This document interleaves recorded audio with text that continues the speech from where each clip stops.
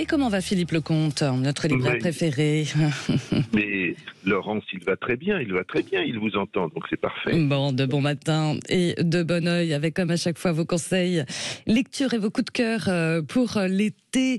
Philippe Lecomte, libraire bien sûr au Livre Écarlate, c'est le nom de votre librairie dans le 14e arrondissement de Paris, pas loin de Montparnasse.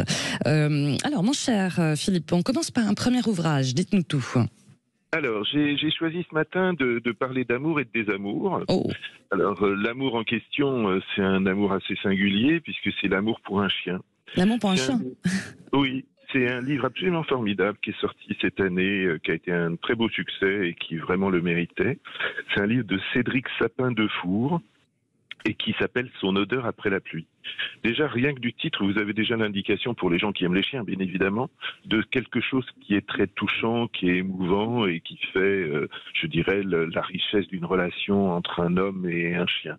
C'est un coup de foudre. Oui. Un coup de foudre qui va avoir lieu entre un alpiniste, parce que Cédric Sapin-Defour est un homme qui parcourt les montagnes, a déjà écrit beaucoup de livres autour du sujet. Comment on appelle ça? Un alpiniste. Un alpiniste. Un alpiniste. Ah, j'avais compris, un alpiniste. D'accord. Ah non, je ne me permettrai pas. D'ailleurs, je ne sais pas ce que ça pourrait être. Et donc là, il va rencontrer un jeune chien, en l'occurrence un chiot, qui est un bouvier bernois. Et ce bouvier bernois, dès le départ, il l'appelle du nom de Hubac. Alors Hubac, évidemment, c'est lié à la montagne.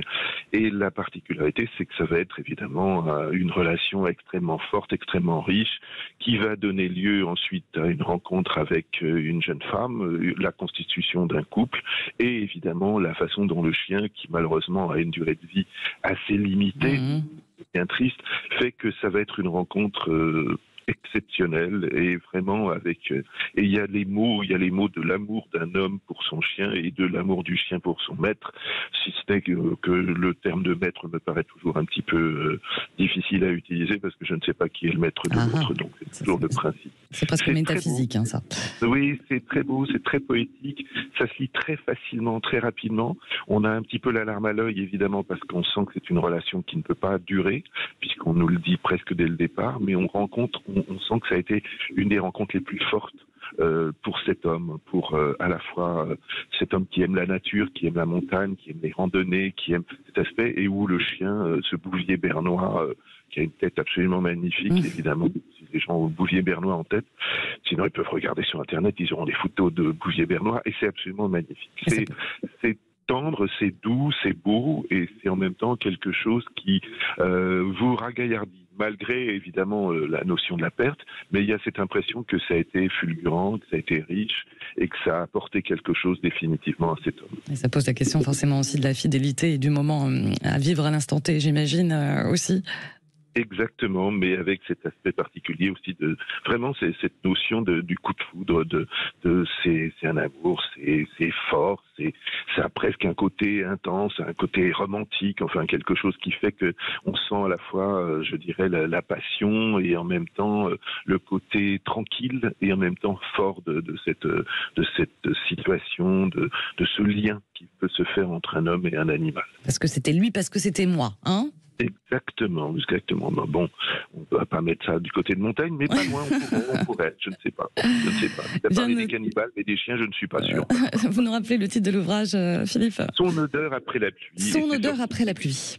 Oui, c'est sorti aux éditions Stock. Il y a une très belle préface de Jean-Paul Dubois, voilà. prix Goncourt et autres, et qui lui-même avait fait un livre assez formidable qui se passait au Québec avec un homme qui ne pouvait plus monter dans un ascenseur, donc il changeait de profession et qui s'occupait de promener des chiens. Oui, c'est vrai. Exact, promeneur de chiens. Voilà pour ce premier ouvrage pour cet été. Alors, un second coup de cœur de Philippe Lecomte. Alors, c'est un second coup de cœur, mais alors là, c'est plutôt le désamour, et c'est vraiment un livre absolument formidable d'une dame qui s'appelle Marie-Hélène Lafont, qui avait obtenu le Renaudot avec Histoire du Fils, et là, son livre s'appelle Les Sources. Alors, Marie-Hélène Lafont dit que ce livre, il lui a été, je dirais, il s'est imposé. C'est-à-dire qu'elle était en train d'écrire un recueil de nouvelles, et tout d'un coup, ce livre s'est imposé. Ce livre est peut-être l'unique qui soit un peu autobiographique pour Marie-Hélène Lafont. Et c'est un livre à 3 voix. C'est un livre très court, mais qui raconte à la fois la position d'une mère, d'un père et d'une fille à quelques années d'intervalle. On est en 67, 74 et on a une situation d'un couple extrêmement dur. En l'occurrence, un homme qui est insupportable. Il a une ferme très moderne, très riche. On est encore dans les montagnes, mais il a un comportement à l'égard de sa femme qui est absolument détestable. Ils vont avoir 3 enfants. Il va y avoir une séparation. Et donc, en 67, c'est la réflexion de la mère. Alors, tout ça est à la 3e personne. Et elle comprend, elle saisit que son père l'avait prévenu, que c'était un homme très étrange qu'elle épousait. Et donc, elle décide de rompre. Alors, rompre dans ces années-là, c'est pas si fréquent que ça. Et donc, elle va reconstruire sa vie de son côté. Donc, on a cette première voie en 67, qui est la prise de conscience, non pas, mais la prise de décision.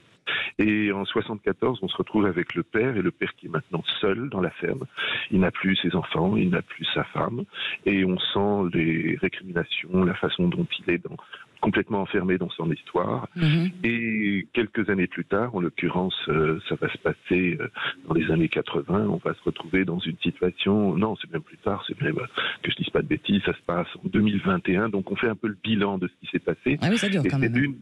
Oui, c'est l'une des filles qui revient sur le lieu, de la ferme, qui était le lieu à la fois de l'enfance, du partage avec la nature et autres, mais aussi de la violence du père, qui imposait le silence quand qu'il faisait sa sieste, et on sentait que c'était à la fois un moment de paix, puisqu'il y avait une possibilité de plus l'entendre crier, mais il y avait aussi l'obligation de rester... L'angoisse, quoi. Oui. C'est ciselé, il n'y a pas un mot de trop, c'est Marie-Hélène Lafont, elle est toujours aussi précise dans son terme, et elle a appelé ça les sources. Les sources parce que c'est pas les racines. Les racines, c'est figé, ça ne bouge pas. Les sources, ça donne cette impression aussi de la fluidité des choses, aussi des choses qui peuvent revenir, de la crue qu'il peut y avoir derrière. Mais les sources, c'est aussi évidemment les sources littéraires, c'est aussi les sources de la vie, des origines. C'est un livre splendide. Et c'est vraiment... je voulais donner ces 2 livres en même temps parce que il y avait... non pas que... on peut pas tomber dans l'histoire un peu classique et un peu cliché qui fait qu'il vaut mieux aider les chiens que les hommes. Mais là, en l'occurrence, c'était vraiment cette impression très étrange d'avoir affaire à 2 rapports, à la fois à la nature, à la montagne, et sous des aspects très différents. C'est-à-dire d'un côté, une fusion, et de l'autre côté, vraiment un rejet. Un rejet qui fait que... la fille, quand elle revient, qui s'appelle Claire, elle a le sentiment de faire un peu le bilan de ce qui s'est passé. Ce sont 2 très beaux livres, et celui-ci est sorti chez Buchet-Chastel. C'est bien noté, les sources. 2 ouvrages en miroir, bien noté, Philippe, merci beaucoup. Juste un dernier petit mot, ça va être l'été du repos du guerrier pour le libraire. Donc là, c'est le temps de la lecture, vous allez avoir le temps de lire toutes les nouveautés de la rentrée littéraire, où on fait un choix, j'imagine. Peut-être pas, bien évidemment, mais de toute façon, vous en entendrez parler dans les prochaines chroniques, c'est sûr. Exactement, parce que le libraire est un conteur, mais un lecteur. De très belles choses, vous verrez. Merci beaucoup, cher Philippe, on vous retrouve très vite. Et puis je rappelle quand même si là c'est fermé, c'est la librairie Le Livre Écarlate dans le 14e arrondissement de Paris. Merci beaucoup Philippe, au week-end prochain. À la semaine prochaine. Allez, à bientôt, merci.